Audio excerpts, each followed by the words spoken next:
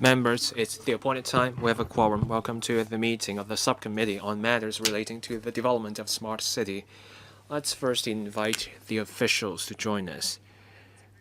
There's another meeting of the AGLSP here at 4:30 p.m., so we cannot extend our meeting. Now, first up, for the next meeting, we try to set up visits before each meeting. This is an idea proposed by the government, by the members, but few members joined the last visit. Our next meeting will be on the 20th of January next year. We will start at 2 p.m. This will be a visit to a facility for autonomous vehicles in Yunlong. We will be back around 4:30 p.m. for a meeting due to start at 5 p.m. on smart mobility. But please join the visit. If we have just a couple of members joining each visit with a legion of officials, that may be wasting resources. So we will let you know once we have the details. Now we move on to the item, regional cooperation in smart city development. Members who wish to speak, please press the button now. We welcome the Undersecretary for Innovation, Technology and Industry, and we also have the Commissioner for Digital Policy. First, Undersecretary. Thank you, Madam Chair.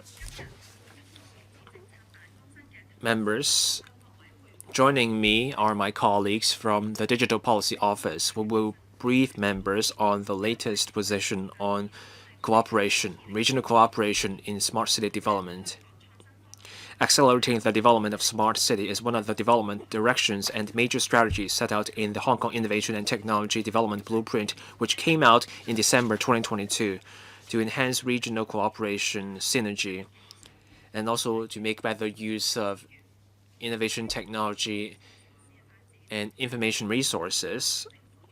The HKSAR government and the Guangdong provincial government signed the cooperation agreement between Guangdong and the HKSAR on co-developing a smart city cluster at the 23rd plenary of the Hong Kong-Guangdong Cooperation Joint Conference held in March 2023.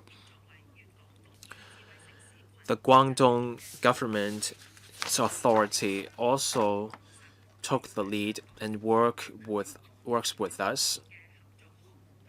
We work on joint projects to enhance smart city development.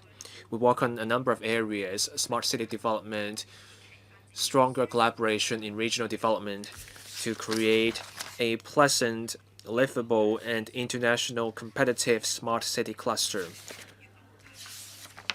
Hong Kong also worked with the Guangdong government on cross-boundary public services, connection, and mutual recognition of digital infrastructure between the two places, fostering the flow of data resources and digitalized cooperation. We achieved remarkable results. The Assistant Commissioner for Digital Policy, Ms. Carrie Wu, will brief members on the results from the collaboration. And then my colleagues and I will be happy to take questions. First, over to Carrie. Madam Chair, members, good afternoon.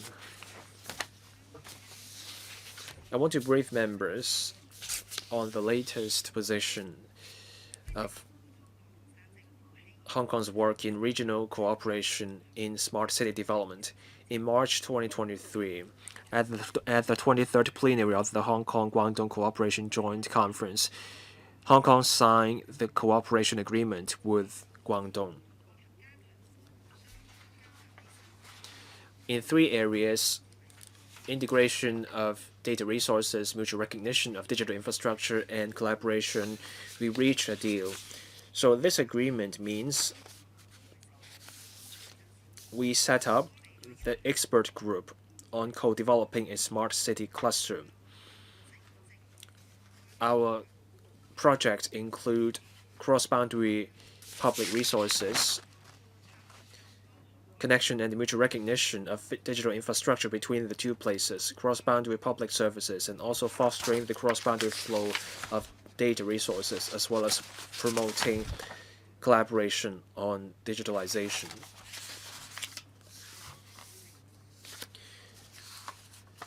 To offer greater ease in accessing public services and investment, we are working with Guangdong to offer swift and accessible public services to residents.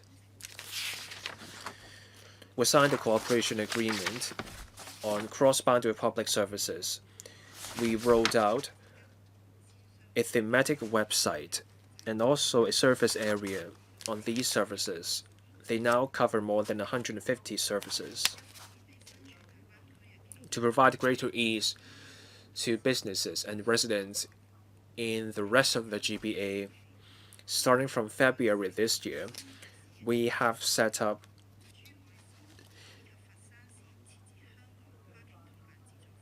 self-service kiosks in a number of GBA cities. You can also find I Am Smart self-registration kiosks there. That means Hong Kong residents living in those places can register for I Am Smart or upgrade their service to I Am Smart Plus. The Guangdong province also set up 8 cross-boundary public service kiosks.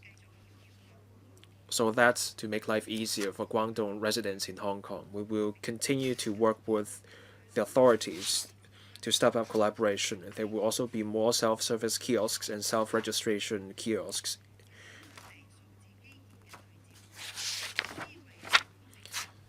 Connection and mutual recognition of digital infrastructure can support greater ease in accessing services.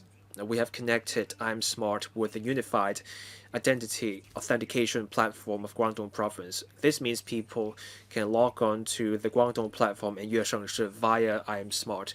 This will give people easier and faster access to the Guangdong public services. More than 18,000 users have linked their I'm Smart to the unified identity authentication platform of Guangdong.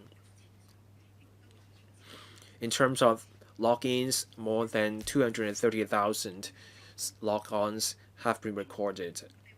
Now, given this demand for Guangdong public services, we will deepen collaboration with Guangdong on this platform so that users of I Am Smart can directly access more public services in Guangdong, such as Sui Haoban and I Shenzhen.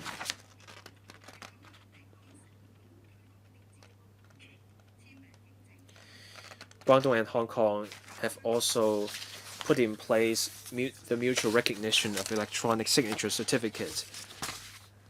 This is for use in business. Mainland residents can use mutual recognition certificates to verify their identity, and then they can open a Hong Kong securities account remotely. Hong Kong residents can also verify their identity using such certificates, and they can log on to Guangzhou's Business One Link platform.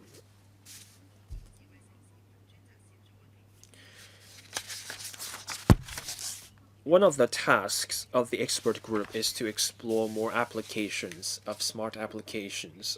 Now, on smart transportation, to tie in with the northbound travel for Hong Kong vehicles, the traffic snapshot function of the Transport Department now covers the vehicle clearance plaza. This provides faster release of real-time traffic information. The Department of Transport of Guangdong Province also releases traffic information through WeChat, roadside guidance screens, traffic radio stations, and platforms like AMAP and Baidu. Zhuhai's Security Bureau also took the lead in completing the Zhuhai e-parking platform for people to find parking spaces. On smart culture tourism, museums, libraries, and popular tourist attractions are now covered by the online information. People can now buy tickets or make bookings online. For Hong Kong and Macau residents, they can now reserve books on the Yuedu Tong system, and they can also book a visit to a national 4A or above rated tourist attraction via the 粤游玩 mini program. Paid entry popular tourist sites in Hong Kong, such as the Ocean Park, Hong Kong Disneyland, also accept online reservations and ticket purchases. Some ticketing platforms have also integrated WeChat and other travel service platforms and payment methods, that is, electronic payment methods. The Hong Kong Tourism Board also launched a new all-in-one thematic travel website for the GBA to give visitors more information about the GBA. To meet the communication needs of businesses and travelers in the GBA, departments in Guangdong and Hong Kong are enhancing 5G infrastructure in the area.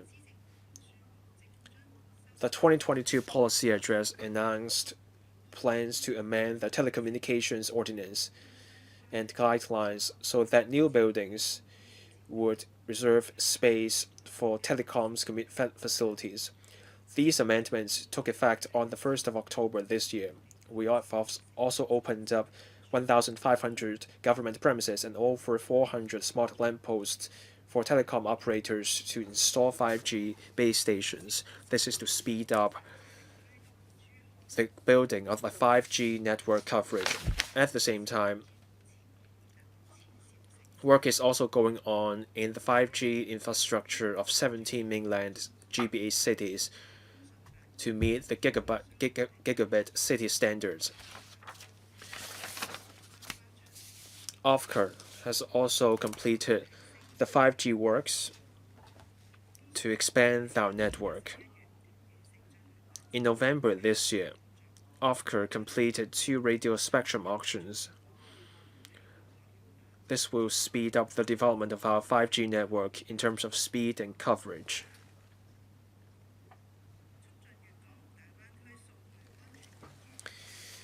Promoting the safe and orderly cross-boundary data flow within the GBA is an important initiative for advancing the development of digital economy in the region.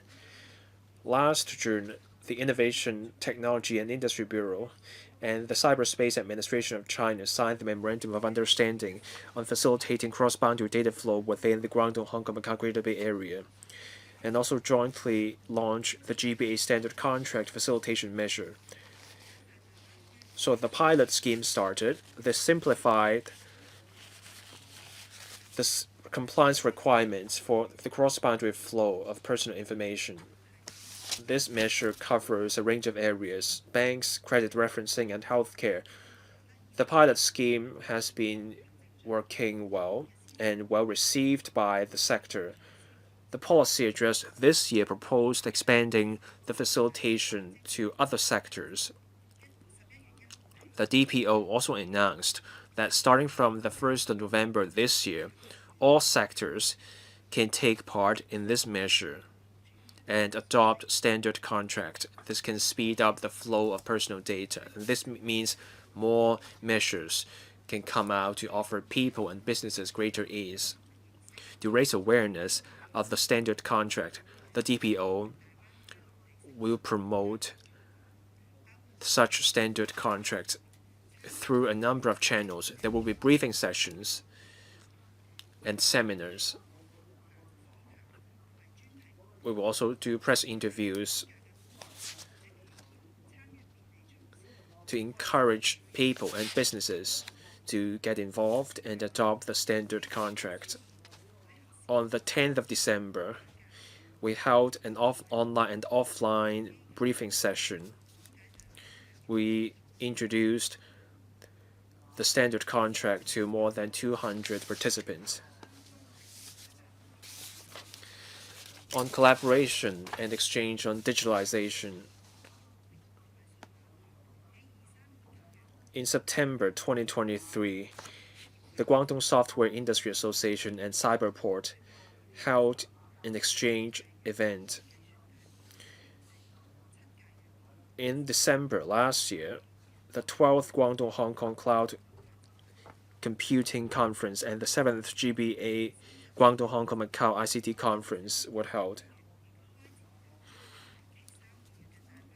In December last year, the Civil Service Bureau also launched a 3-month civil service staff exchange and collaboration program. In September this year, the DPO, the CAGP, and the Cybersecurity Commission of Macau also signed an MOU on facilitating cybersecurity exchange. In April last year and this year, Guangdong also led the delegation to attend the InnoX and Digital Economy Summit. On the 2nd of November last year, there was a session how to announce the results of the Cross-Boundary Public Services Initiative. Through programs such as 粤省事、粤商通、粤正义, the website of the SCR government, I'm Smart, and also government press releases, we promoted the results of the achievement of this initiative. Last December, the Guangdong provincial government, the Hong Kong SCR government, and the Macau SCR government also hosted the second Digital Government Summit and the Digital Bay Area Development Forum. The event recognized the achievements in digital development cooperation. The Guangdong and Hong Kong governments will continue to improve smart city development, promote technological innovation and application, enhance data flow and data openness to develop a pleasant, livable, and international competitive world-class smart city cluster. I will stop here. Thank you. Thank you. I'd like to ask members to speak. There are 7 who've lined up. There are Chen Chen-ying, Benson Luke, Chen Xiu-hong, Andrew Lam, Dennis Leung, William Wong, and me, myself. Each will have 5 minutes, including question and answer. Chen Chen-ying first. Thank you. The administration just now briefed us on the collaboration between Hong Kong and Guangdong. I've got 2 questions. The first is on our iSmart and the unified identification platform of Guangdong. They said that they have to wait till the Shuihaoban and iShenzhen systems are upgraded before integration with iSmart can be achieved. So for those 2 platforms, for the upgrading, what is the timetable for that to be completed? And for 2 mainland platforms to be upgraded, our iSmart platform, would it require any adjustment to have seamless integration with them? I believe that many Hong Kong people like to use iSmart to directly link in or log on to the mainland platforms. Chairman, we kept talking about Greater Bay Area, but for Hong Kong residents, do have the need for public services in various mainland cities like Beijing, Shanghai. Now we are focusing on GBA. For other leading mainland cities, do you have a timetable for collaboration with them digitally? Or do you have to wait for the cities to sign collaboration agreement? Would that be very time-consuming, involving many cities? And secondly, about the cross-boundary flow of data. In the first stage, I think the financial sector will have access first because of the positive result. In November, it has been expanded to all industries in the sector. But for different fields, there can be various degrees of data sensitivity. For the next stage, which industries do you think would adopt the standard contract for GBA so that there can be cross-boundary data flow? And for each industry, what will the administration do to promote the use of the service so that the cross-boundary data flow can actually achieve its expected results? Undersecretary, thank you, Mr. Chan, for your questions. As you said, right now, I'm Smart. Actually, in terms of its integration with the Guangdong Unified Platform, it is already integrated and it's working now. We hope that since it is a provincial platform dealing with public services in the province, there are still municipal public services involved. So we want to have even better seamless integration involving the municipal services. So the next stage is hopefully through the Guangdong Unified Identity Authentication Platform and also with Shuihoban, we can have better connections to provide better convenience to the public so they can have even more seamless, better experience of public services in both places. And also, besides GBA, we do hope to reach out to more districts like Beijing, Shanghai. We have done some work in that area. In Shanghai, for example, the DPO already has close collaboration with their counterpart in Shanghai, and we are trying to promote the use of data in the areas. So we need to see how various data centers and bureaus can be involved so that there can be wider applications so that Hong Kong and the mainland in terms of data collaboration, there's room for further development definitely. And for Shanghai, Hong Kong, and also in the development of data use, we are collaborating, continuing discussions. And in Beijing, we've also had communications as well. For public services specifically, in the mainland, we have this mechanism involving cross-province collaboration.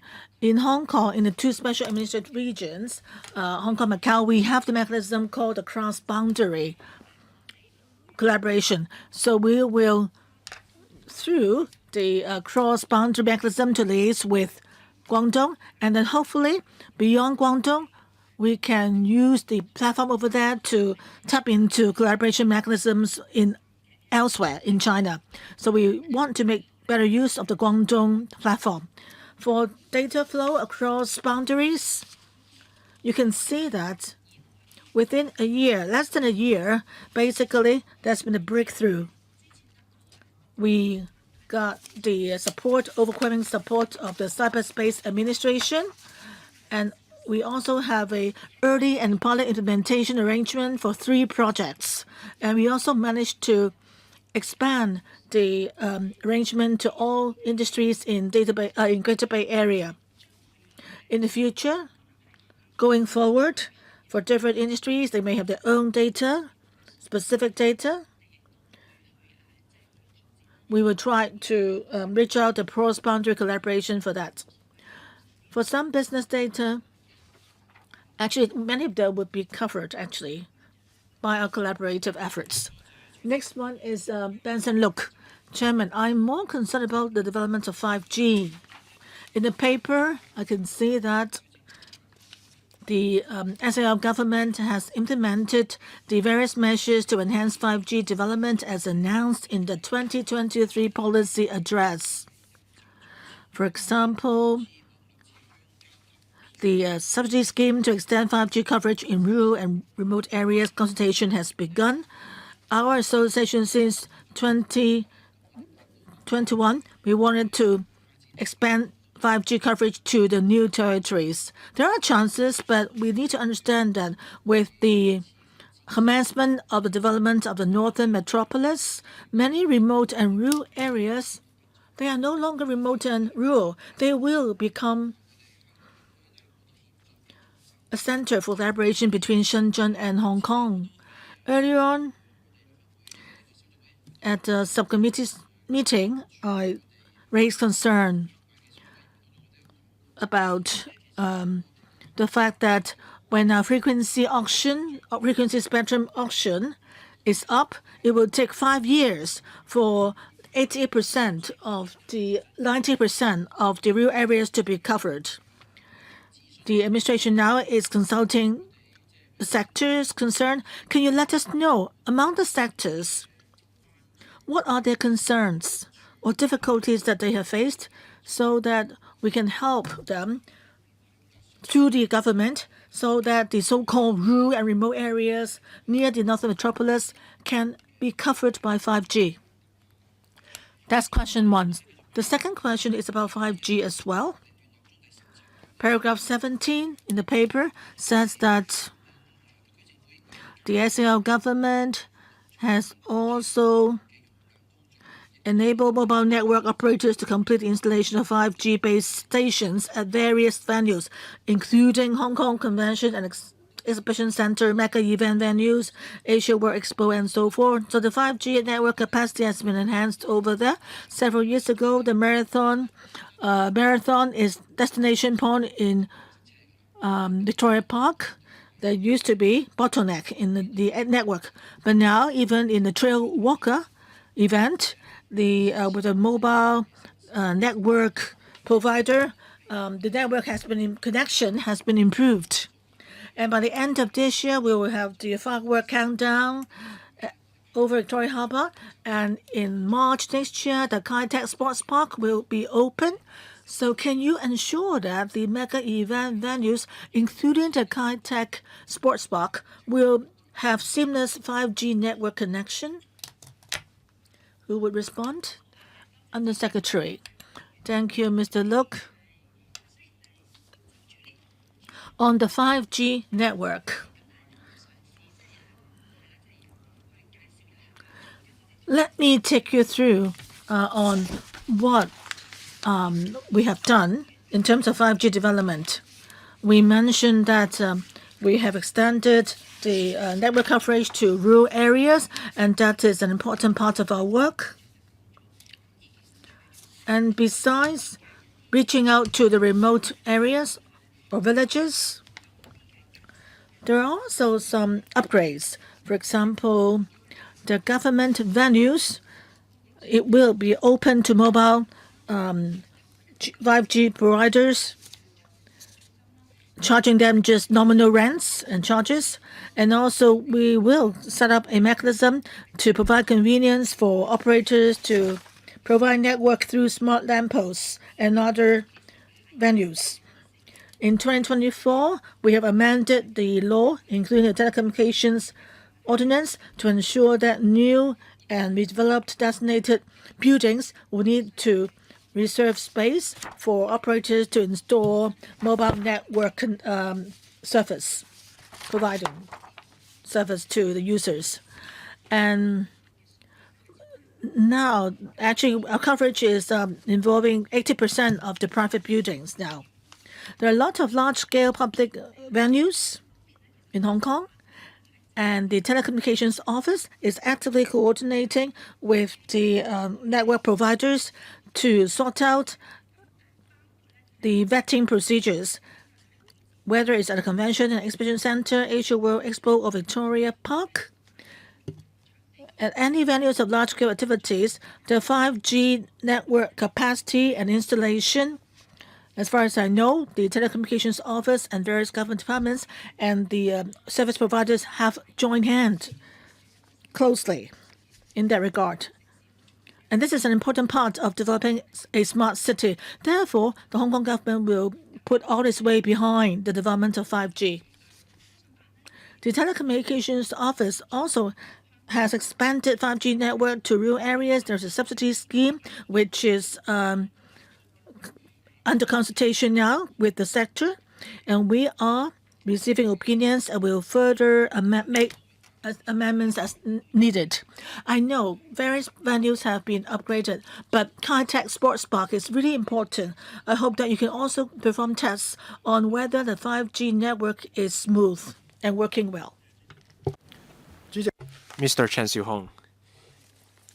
Madam Chair, I'm looking at paragraph 19 and 20.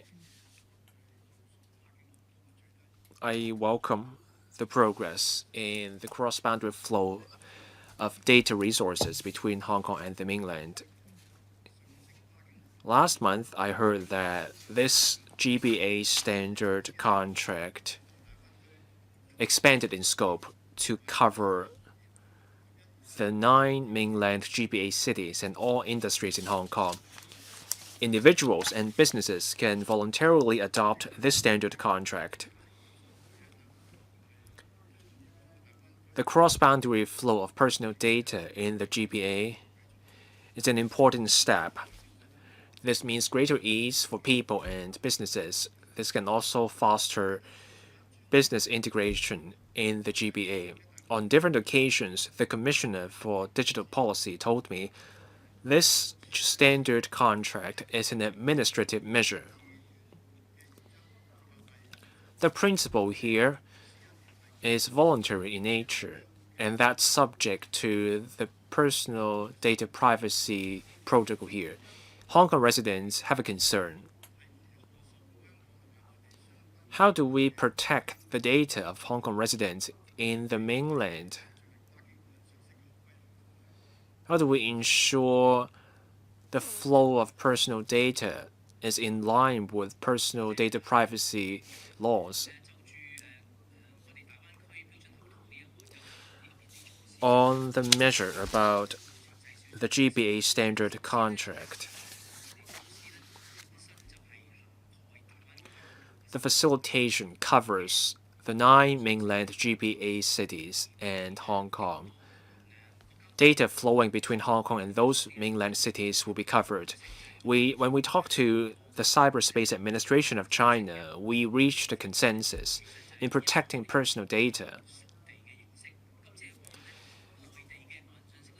It's about local protection.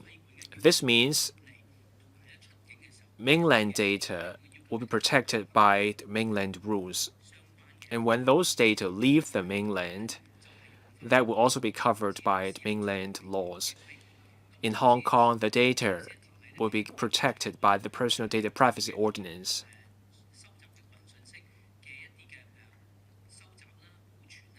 The collection, storage, retention, and destruction of data in Hong Kong also are subject to rules that will also cover the movement of data from Hong Kong to the mainland. So the flow of data will be subject to the guidelines of the Personal Privacy Commissioner and also the PDPO.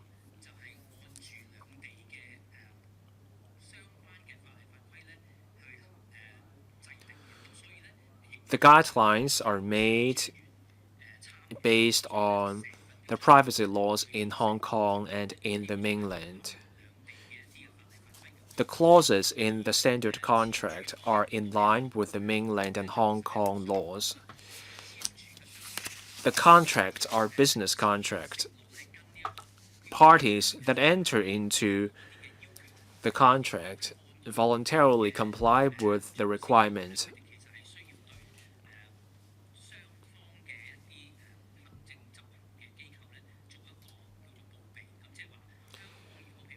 The parties of these contracts have to report these arrangements to their administrative authorities. We work with the Privacy Commissioner. We do spot checks regularly. For the 9 mainland GBA cities, when data go to or leave those cities, they have to let the Guangdong Cyberspace Administration know. So we talk to the Guangdong Cyberspace Administration regularly. The Guangdong authorities do their own checks.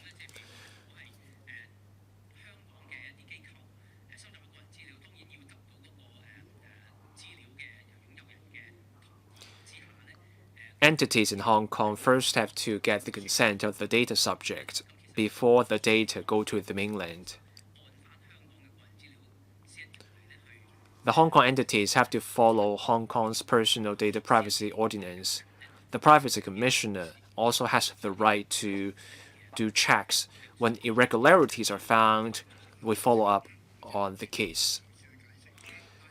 Madam Chair, I can think of an example. Say a mainland business handles the personal data of Hong Kong residents.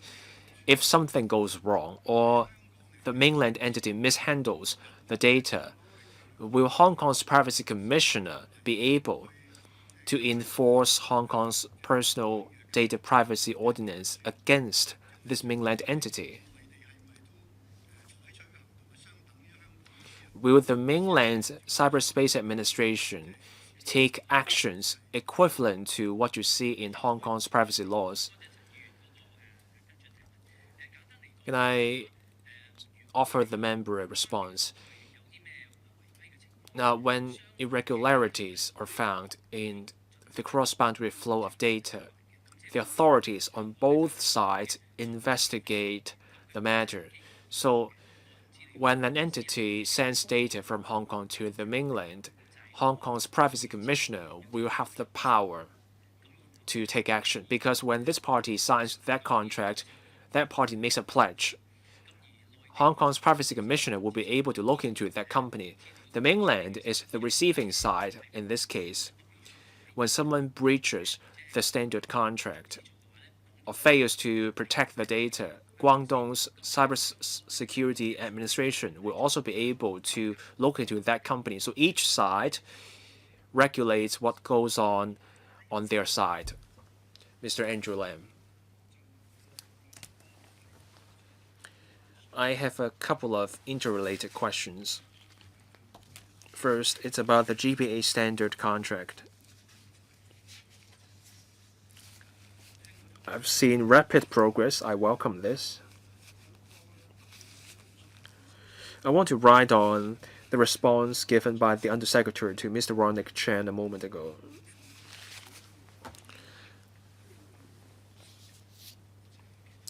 The GPA standard contract marks rapid progress. Now all industries are covered. It took roughly a month for the breakthrough to happen.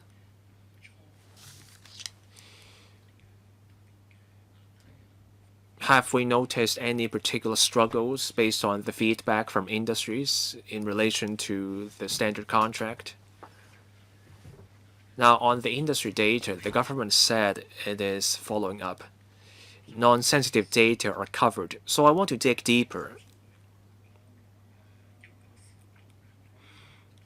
Industry data can cover a wide range of matters.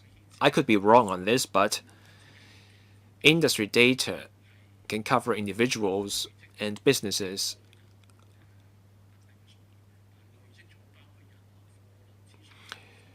Data built up over time, they can be about people and goods. They have to do with the industries.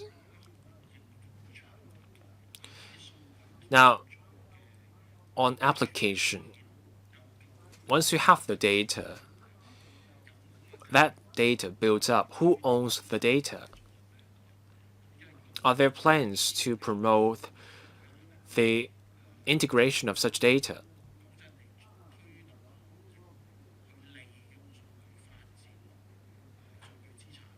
Without a data bank, any effort to promote the use of such data will be slow, if not impossible. So what has the government been doing on this front?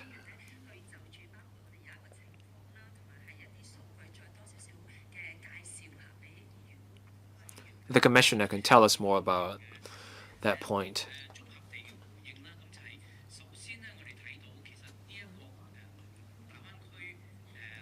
I want to give the member a consolidated reply. The GBA standard contract, starting from the 1st of November, with the support of the CAC, has covered all sectors in the GBA. For the cross-boundary flow of personal data, there will be a straightforward, streamlined arrangement.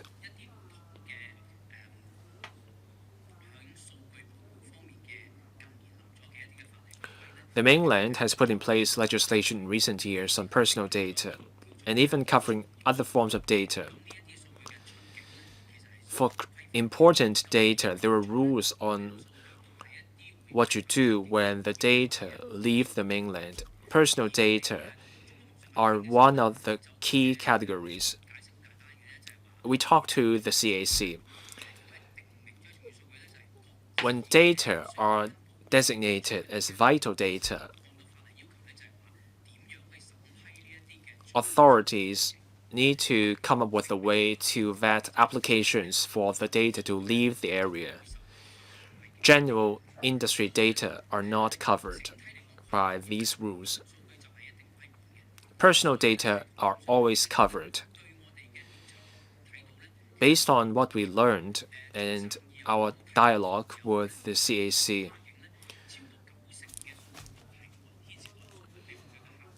more than 90% of industry data are personal data. They may be data about the clients, staff members. That sort of data will be protected by the personal data protection laws in the mainland.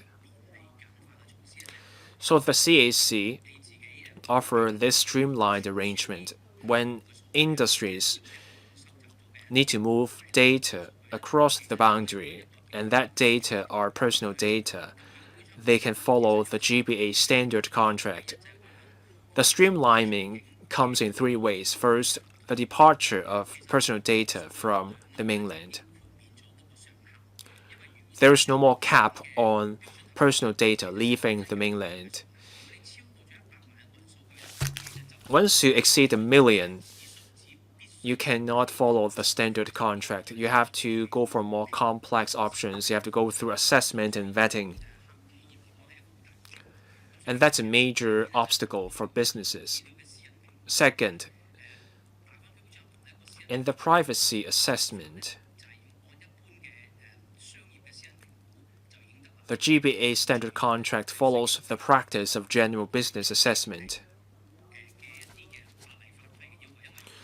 And you don't have to worry about the rules and the destination because the CAC knows Hong Kong's privacy laws well. The third point is about reporting for records. We have a pledge with the Guangdong's Cybersecurity Administration. The procedures will take no more than 10 days. So the flow of data in the GBA would benefit from this streamlined arrangement. When the data involved are vital data designated by a certain ministry, then you will have to follow the requirements of that ministry or commission before the data leave the area. Mr. Dennis Leung.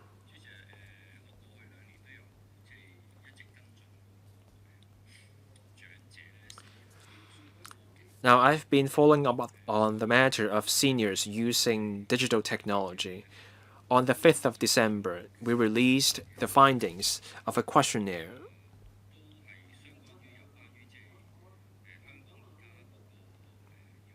The findings had to do with the use of digital tools.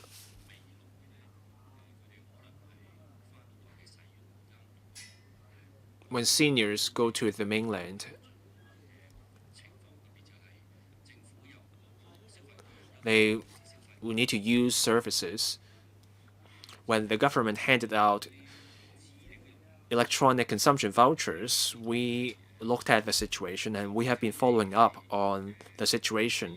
From the questionnaire, we found many people in Hong Kong visited the mainland, and that fostered integration between the mainland and Hong Kong.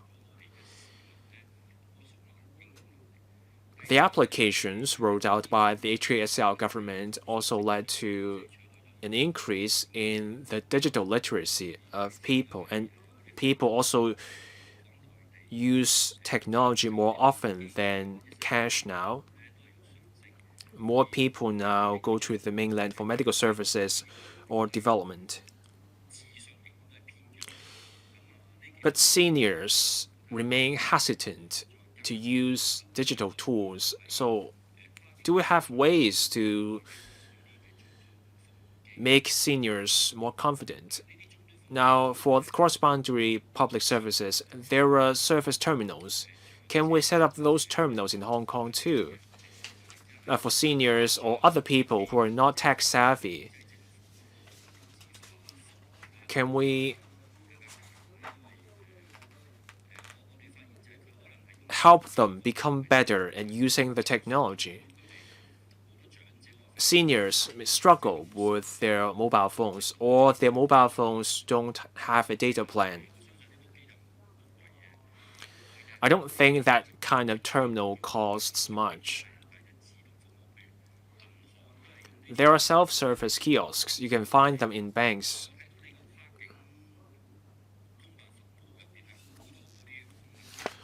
There are many functions at those CVPS kiosks. Can we make seniors more confident in the technology? Once these seniors master the skills, they're used to the tech,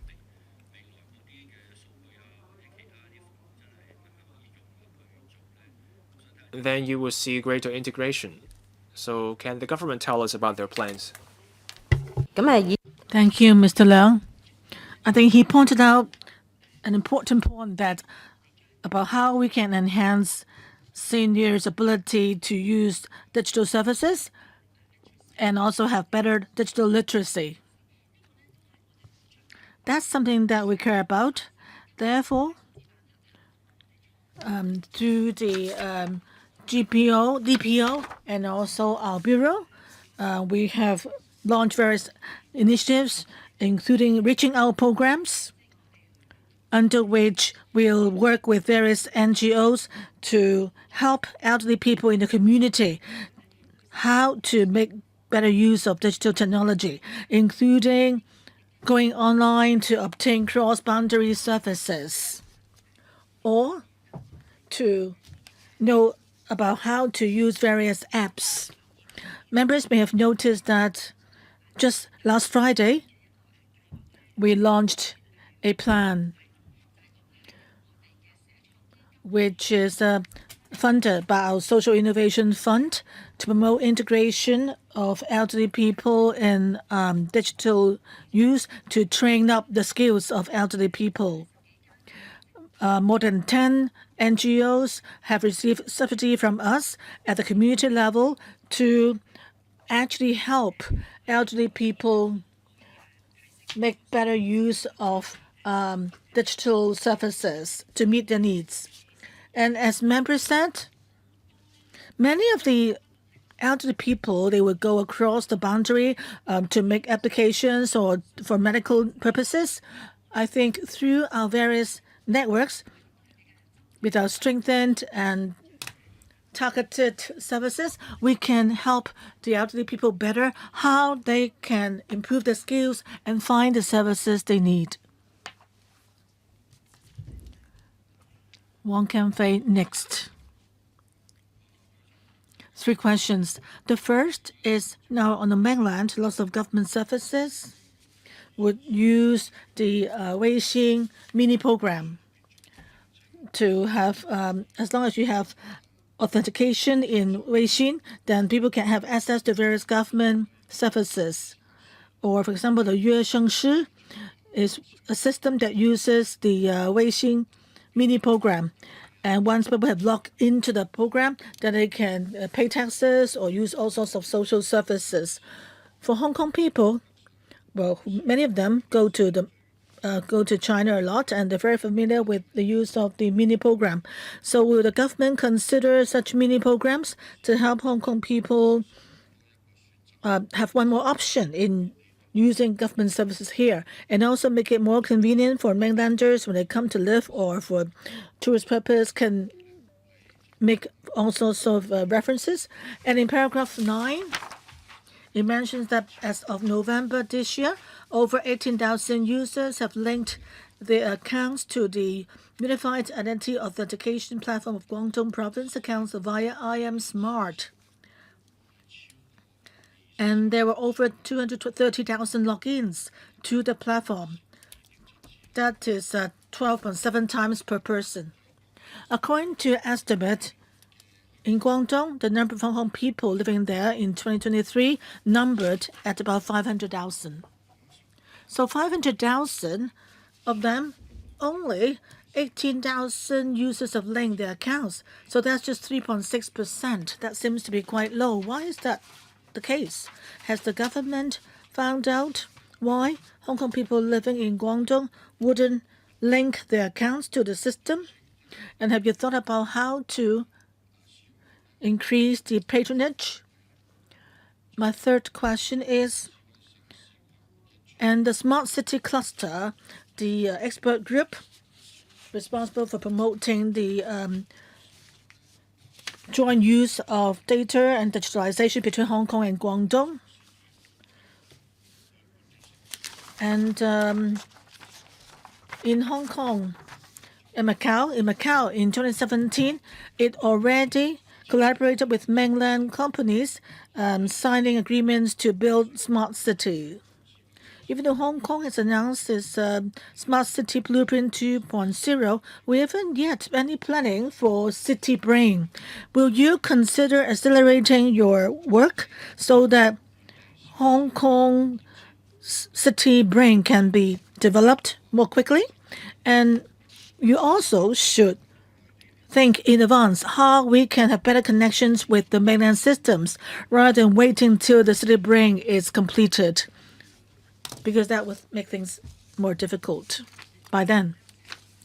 May I ask the Commissioner to respond? Commissioner, please. Thank you, Mr. Wong, for your question. And Chairman, on the first question about the usage rate of the mini program on the mainland. Yes, Mr. Wong was right. That actually is part of our work ahead for the I Am Smart one-step platform. In our app, we would work quickly. We will bring in a meeting program platform so that various government departments can put their usual functions and services, or like applications or renewals or inquiries, to be covered by the mini program. And the platform can also incorporate services involving the business sector or other cross-boundary services. So that can provide convenience to more people from all walks of life. Through using I'm Smart, they can have access to various government functions and services. Thank you for your suggestion. We'll follow up on that continuously. I think by the earliest, in the first part of next year, we'll launch the mini program platform. As for I Am Smart and its linking with the Guangdong Unified Identity Authentication Program, it's mainly to provide convenience for people in Hong Kong so they won't have to cross the boundary to have access to services in Guangdong. We believe that most of the Hong Kong people living or working on the mainland, they would directly have access to mainland mini programs or platforms through your Shangshi or other apps, which allow them to have access to public services. So they may not need to have the linkage through I'm Smart. I'm Smart is only to provide convenience to Hong Kong people in particular, so that they can anytime use the mainland services. So it's not really needs to be used by all the hundreds of thousands of Hong Kong people living on the mainland. Of course, we welcome the provision of more convenience to users of I'm Smart. As for smart transportation, my understanding is that based on our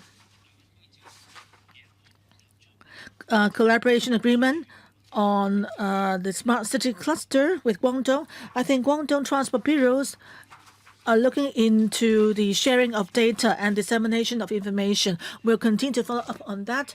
As for various city management services in Hong Kong, our strategy now is to first have access to data owned by various cities first, so that they can be provided to government departments, which then can get the data on a cross-system basis to further upgrade and enhance the city management work. So that's what we are developing now, a highlight of our work. Next one is Carmen Khan. Thank you, Chairman. All along, I'm concerned about cybersecurity. I'm very pleased to see in paragraph 23 in the paper that the DPO, GAGP, and the Cybersecurity Committee in Macau have signed a MOU. And there's also in Nansha a cybersecurity week held there to arouse attention to promoting cybersecurity, exchange and collaboration, and support. Just now, Mr. Wong asked, what does it have to do with the development of our city brain? Have we made good use of our own data? Lately, I visited the geospatial lab, and which possess various important data. I know that the DPO is very actively in promoting exchange of data. I'm sure, as mentioned by the Commissioner, you will continue to step up your work. But what I'm concerned is, under the GBA MOU's framework, will there be any high-level committees formed, or will there be any drills for all the parties involved to be familiar with the setup? I know we cannot look at the details of the MOU, but can you share a bit more details with us? And also for 5G development, it's important. It's an important infrastructure. That is, even if we were to build our supercomputer or to enhance the connectivity of venues where mega events are held, or connectivity at remote areas, paper mentions several venues, but I'm also concerned about the high-tech sports park and the Hong Kong Stadium. It's not mentioned in the paper, but are they your concern as well? And also, how would you work together with the Communications Authority? And thank you, Ms. Ken, all along for your concern for cybersecurity and your input for the topic of data security and flow of data as well. And on 5G testing, especially in light of the opening of the Kai Tak Sports Park, the testing actually is being underway, and various government departments have collaborated closely. So if we discover any problems which requires strengthening of the new technology, we have a good mechanism to get that done. So please rest assured. So may I ask the Commissioner to answer the first question? Yes, thank you, Ms. Ken, for your question about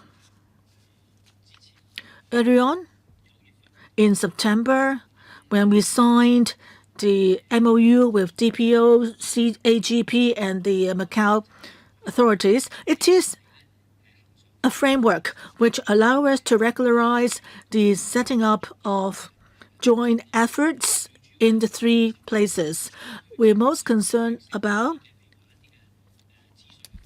sharing of information on a regional basis, and also in particular places where if there are particular cyber attacks against GBA, then we can collaborate together.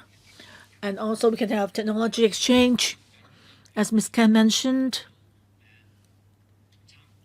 we have made reference to the development of cybersecurity technology in the mainland in recent years, and also measures such as the regular holding of drills. And having made reference to the mainland experience, in November this year, we launched the territory-wide, our first ever cyber attack, counter cyber attack drills. And there were awards given. In December, we're going to have a grand sharing session inviting leading cybersecurity companies in Guangdong to share with us their experiences. Going forward, we will actively invite our Guangdong counterparts to take part in the local drills and also to bring in new technology and tools, so that through the various counter cyber attack drills, our ability, particularly government departments, systems can be further enhanced. So we will continue to deepen our collaboration with our Guangdong counterpart, and we'll also likewise take part in the annual cybersecurity promotional activities in Guangdong. We will have exchanges. We also hope that we can take part in counter cyber attack drills in Guangdong so as to further upgrade our technology and improve our applications. Mr. Tang Fei. Thank you. I have a question about paragraph 14, and this has to do with culture and tourism.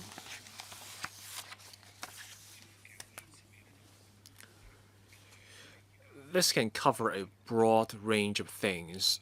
Senior secondary students are required to go on mainland exchange tours. Even for junior secondary students and primary students, they go on visits, that is, study tours, exchange tours to the mainland. These students visit tourist attractions and museums.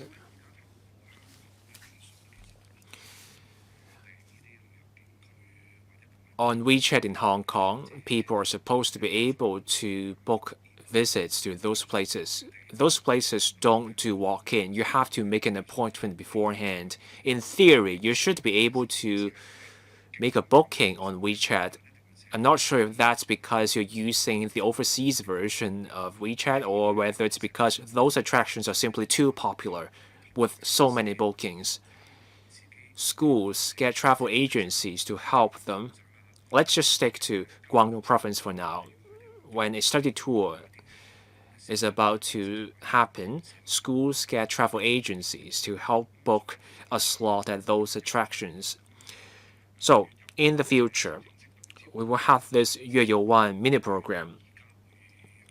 Will that mean an easier time for schools to book a slot at those attractions, or will things stay the same? Will schools still have to go to travel agencies which use their own ways to book slots at museums and other attractions one by one?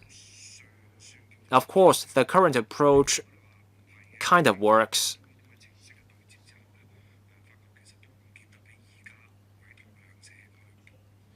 But maybe the new approach will be mostly the same as now. If that's the case, people cannot feel what's so good about your new approach. Schools have to visit those cultural attractions, and they are the major groups visiting those places. Thank you. A smart city cluster is supposed to feature different scenarios offering ease for people. The member made a great point. Early this year, we set up the expert group on the smart city cluster. The DPO took the lead. We invited Guangdong officials to join their Hong Kong counterparts. We had someone from the Culture, Sports and Tourism Bureau on the group too. There may be areas where we can expand cooperation. We will take this point away and talk to the relevant bureau and the Tourism Commission. As a first step, we can talk to Guangdong about this to give people from Hong Kong a better experience. I thank the member again. Mr. Ma Fengguok. Thank you. My question is very similar to the question from Mr. Tang Fei. Paragraph 14, Smart Cultural Tourism. Mainland visitors coming to Hong Kong can also book a slot for museums in Hong Kong. People in Hong Kong can also use 月游1, a mini program, to book a slot for visiting a national 4A or above rated tourist attractions. But what about other provinces? Do we have this kind of online booking system for their attractions? Hong Kong people visiting the mainland tend to go on their own. Without a travel agency, without a tour group, people go to places like Jiuzhaigou or Wangguoshu Waterfall. Those attractions come with a cap on the tour size. People have to book an appointment in advance, and the booking doesn't always work. For certain attractions, it's particularly hard. Seniors also struggle with the process. You have to go through the mainland's mini programs to make the booking work. That's particularly hard for seniors. For younger people, it's easier. Now, for the well-known 5A or 4A tourist attractions in the mainland, do they offer online booking for people visiting from outside the mainland? Thank you. This is an important issue. We will take this point away. We will talk to the CSTB.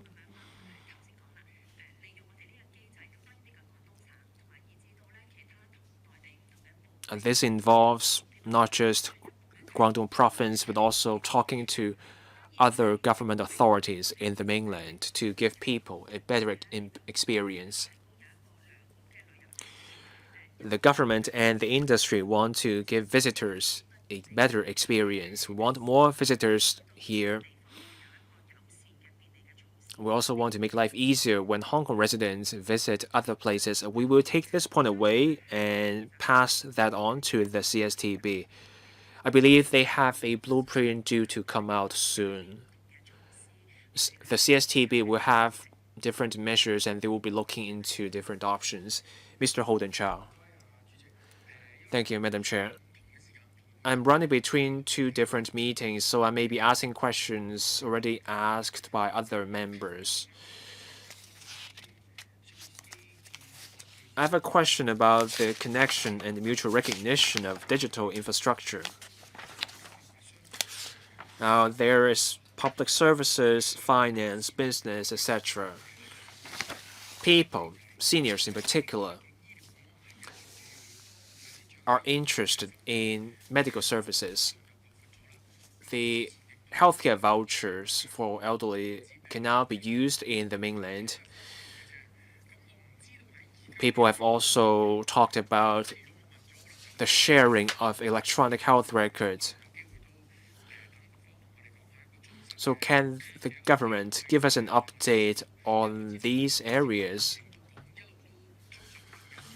Work has been going on the mutual recognition of electronic health records, so I would like an update.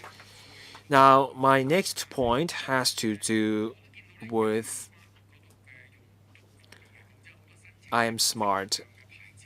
You can apply for licenses through I Am Smart, and more licenses are now available on I Am Smart. Seniors, however, still hesitate to use online services. In the end of this month, the government will also move dental booking services online. The promotion has started to tell people how they should go about it. So will we make a greater effort to tell seniors about how things work? You have to be comprehensive in your publicity. Like with elections, the government had this all-encompassing publicity campaign during elections, and that worked. So for seniors using online services, we have to tell them they don't have to queue up in person for dental services. We did our part in district level publicity, but can the government tell us about the publicity it is doing? So 2 points. Undersecretary, I will respond to the second point. The Commissioner can take the first question in a moment. Mr. Chow raised an important point. It's about digital inclusion for seniors. A smart city or a smart city cluster requires digital literacy. We care deeply about seniors. So the ITIB and the DPO have different schemes to raise the digital literacy of seniors. We have the Elders Academy scheme, we have digital inclusion schemes, we also have the INT outreach program. We team up with NGOs. We offer funding for the NGOs. Those NGOs go to different places in the community, such as malls, parks, places frequented by seniors. Those NGOs teach seniors how to use mobile apps. those seniors may need to use. Last Friday, we announced a scheme under the SIE fund. It's an inclusion program for seniors. Across Hong Kong, there will be 40 support centers. We team up with NGOs. Those NGOs teach seniors how to use smartphones and how to use government apps. For example, I'm Smart, eHealth. The member also gave us a good idea. Maybe we can also tell seniors about online booking for dental services. Through I'm Smart, people can access cross-boundary public services. So that's an area we can tell seniors about. The commissioner can tell us more about the first point. On cross-boundary healthcare,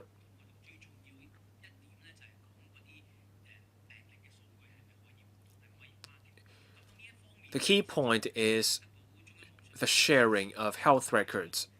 We have the support of the CAC. Under the standard contract of the GBA, healthcare is covered. This means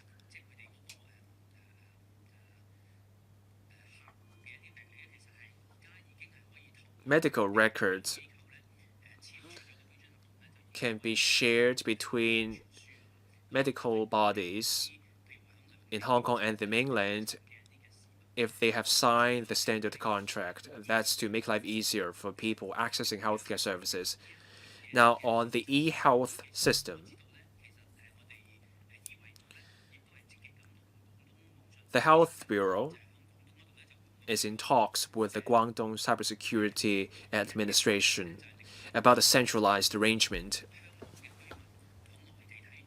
So, say a Hong Kong resident seeks medical attention in Guangdong, and then with the consent of that resident, we're exploring whether that data can be transferred back to Hong Kong. That way, the health records can be viewed both in Hong Kong and in the mainland. This measure, if it goes through, will be a breakthrough. That means healthcare providers will be in a better position to help people. Now it's my turn. Something close to my heart is our infrastructure. Ms. Kaman Khan brought up our great infrastructure, and that's our CSDI, Common Spatial Data Infrastructure. We visited the geospatial lab with mainland officials. Those officials were deeply impressed. They were impressed by the great digital infrastructure in Hong Kong, which is lacking in the mainland. That's where Hong Kong has an edge. So we can propose to the mainland something like a CSDI for the GBA. I'm not proposing linking up all data from the get-go, but once you have the platform, you can share different forms of data. That will go a long way fostering the linkage of data in the GBA. Mainland officials take a keen interest in this idea, so that's something our government can consider. Now, on new digital infrastructure for the GBA, we're pursuing a digital economy. Members have raised good ideas such as 5G networks. We also need fiber-based network systems. We also need computing power. We need undersea cables. We need a satellite system.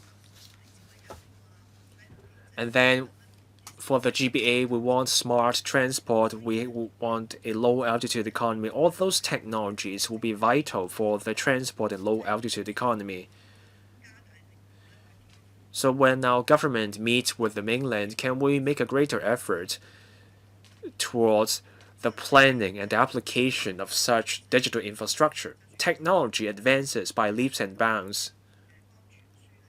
The next generation of optic transmission is coming up.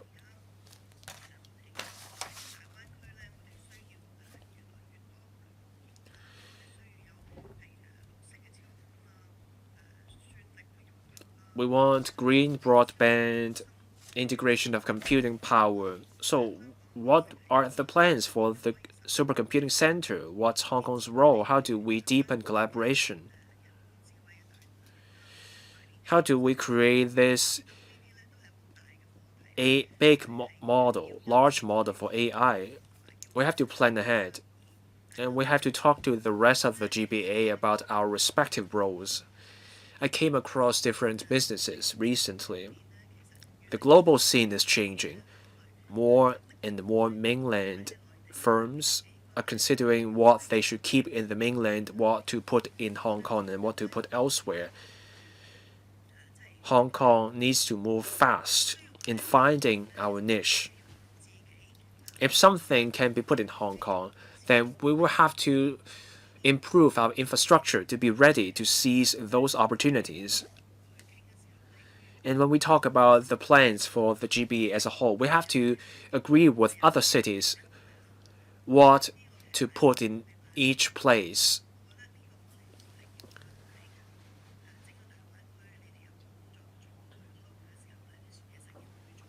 This expert group needs to plan ahead before meeting with their mainland counterparts. Whatever plan we have in mind, we have to start early. Failure to plan early on will mean delays because each project takes time.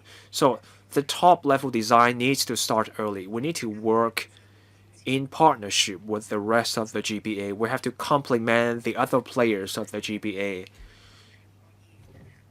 so that we can move faster with smart city development in the GBA. In 2023,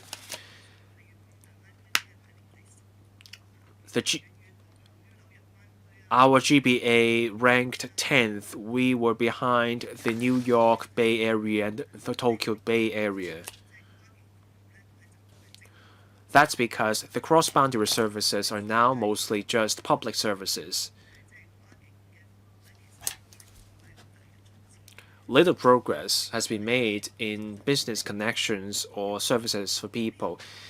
And when it comes to infrastructure, silos are everywhere, and that's less than ideal for our development as an entire Greater Bay Area. So that's something for the Undersecretary to consider.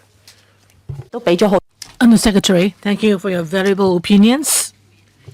We will, well, as you mentioned, the important points you mentioned for new style infrastructural facilities, how we can use various infrastructure to foster the smart city cluster and the development of digital GBA. All these are actually an important part of our discussions with Guangdong. So, well, Chairman already mentioned what we can do in advance in relation to our planning. We'll certainly look deeper into it. And whether it's the support for computing power or optical fiber installations and so forth, all these are the basics to support our future development of smart cities. So thank you, Chairman, for your opinions. But let me supplement here. GBA has the characteristic of actually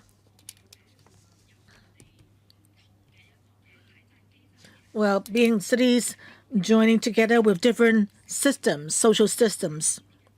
So how we can, under the framework, make use of the characteristic, and at the same time, various cities in the GBA can leverage the advantages and to have synergy effect, complement each other. That's the direction that we are moving into.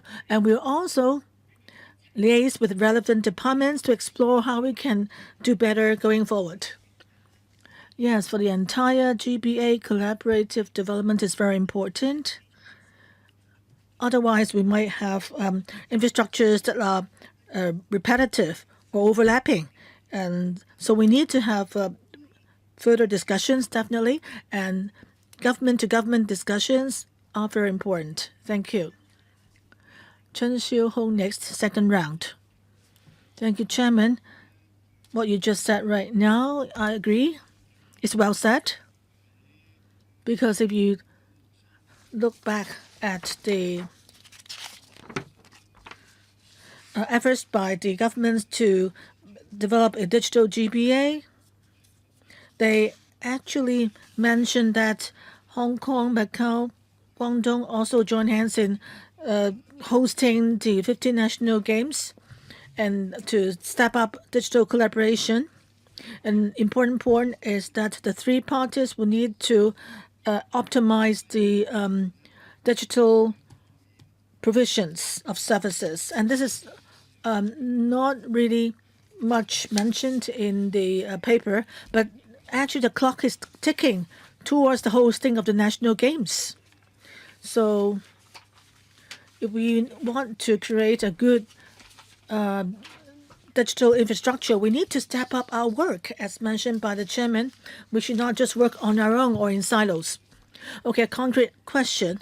In paragraph 23 of the paper, it mentions that in September this year, there was the MOU signed by the three places, and the commissioner responded to some questions earlier, but I want to ask a more concrete question here.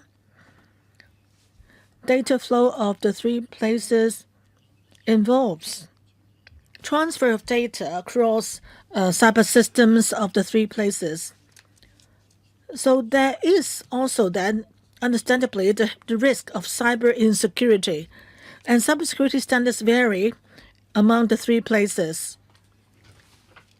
So there could be higher or lower standards. So which standard would you adopt under the MOU? And in your discussions with the other parties, what is your stance? And also, you're talking about the cyber attack drills, as mentioned by the commissioner, various kinds of drills that you would take part in.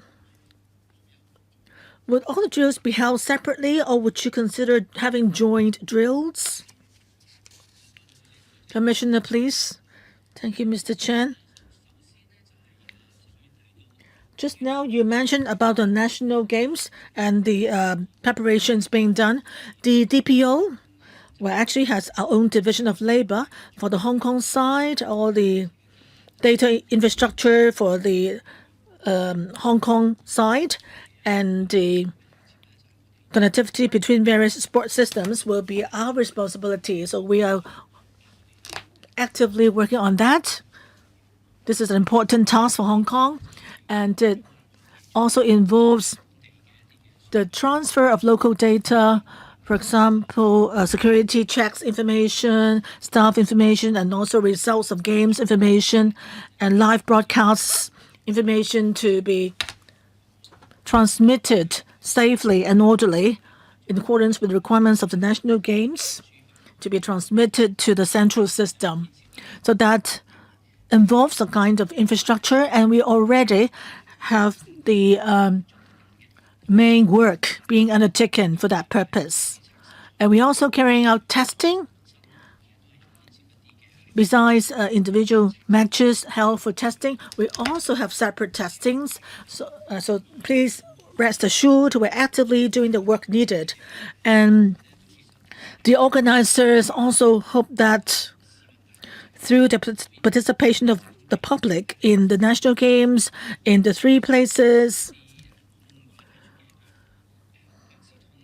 the Guangdong platform, such as Wanshitong, people can use that to access various kinds of information.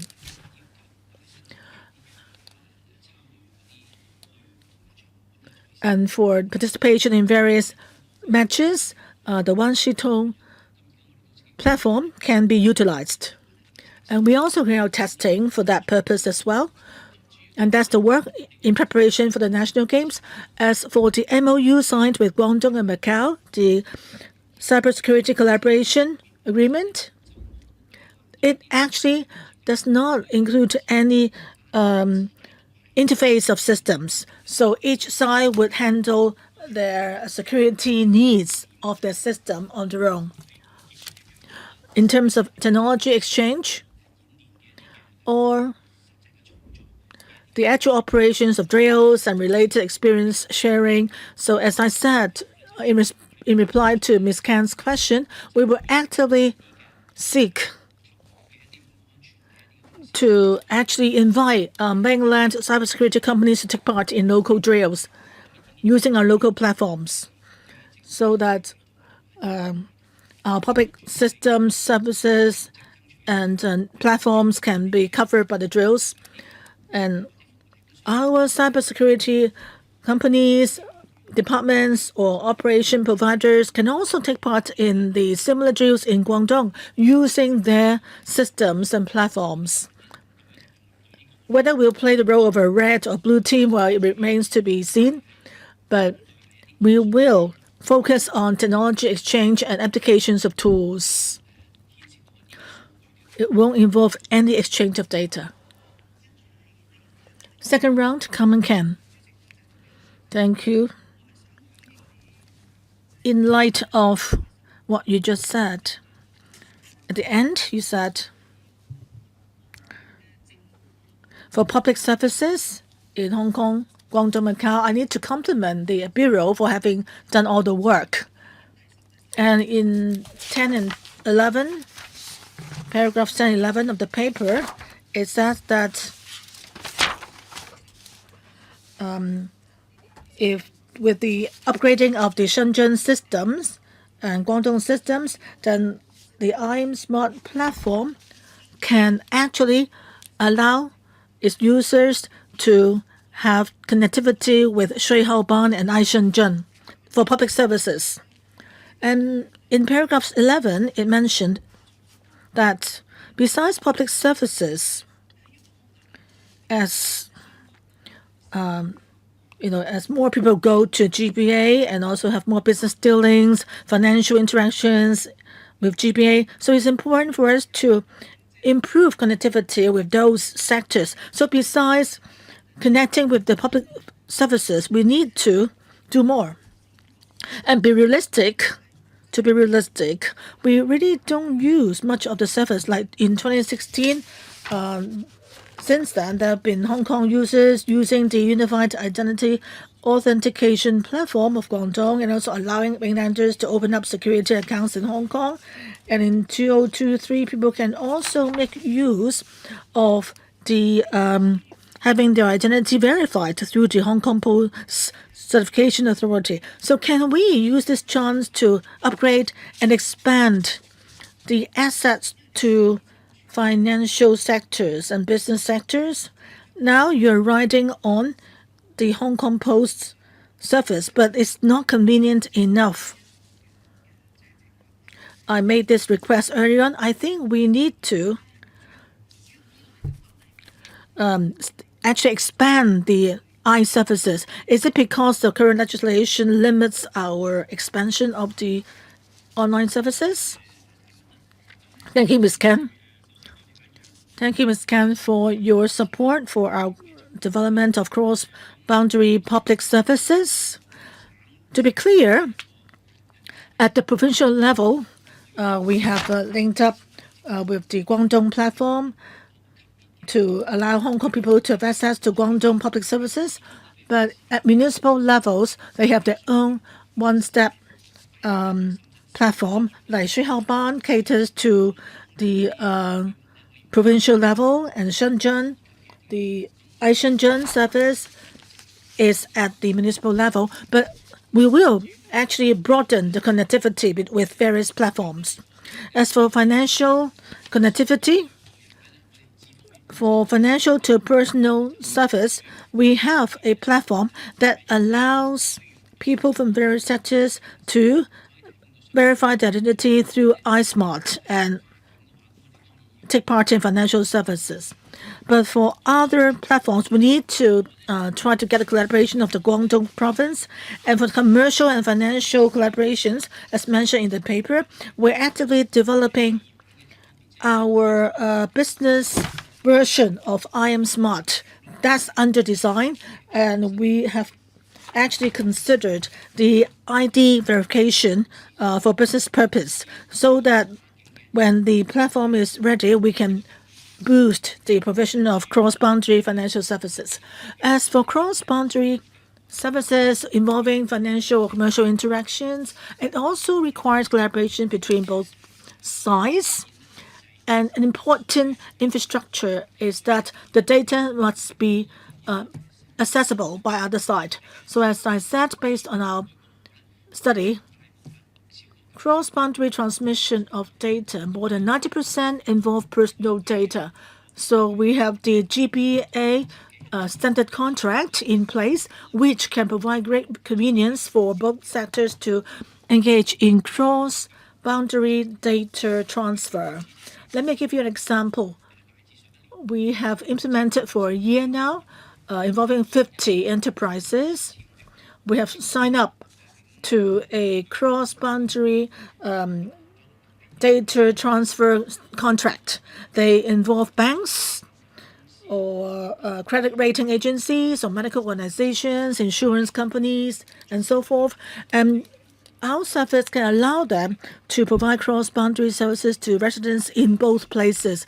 Later on, we'll continue to promote such platforms and also the convenience measures provided by the GBA standard contract so that more cross-boundary digital services can be implemented. Madam Chair, I thank the government for clarifying that point. Cross-boundary services cover a wide range of matters. This can be government to individual, government to people, people to government,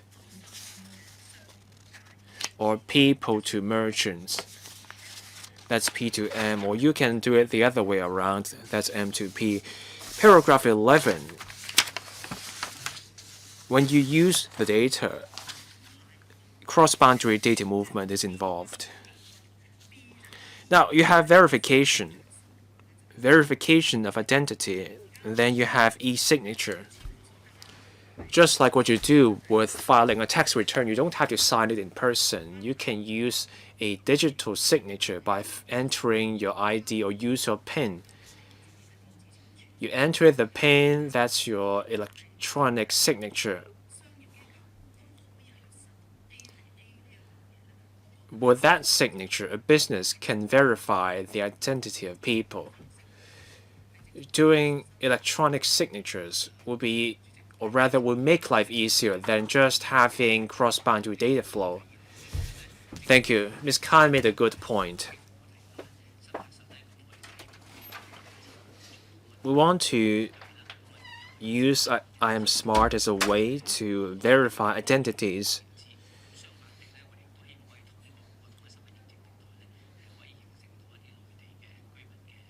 The Unified Identity Authentication Platform can verify the identities of mainland residents.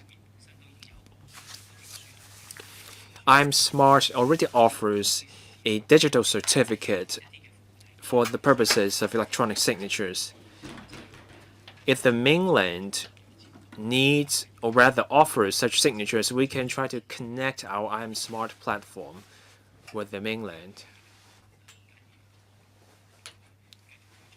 So we will take into account Ms. Khan's suggestion as we proceed with our work. Any other questions? If not, we come to any other business. There being no other business, I adjourn the meeting here.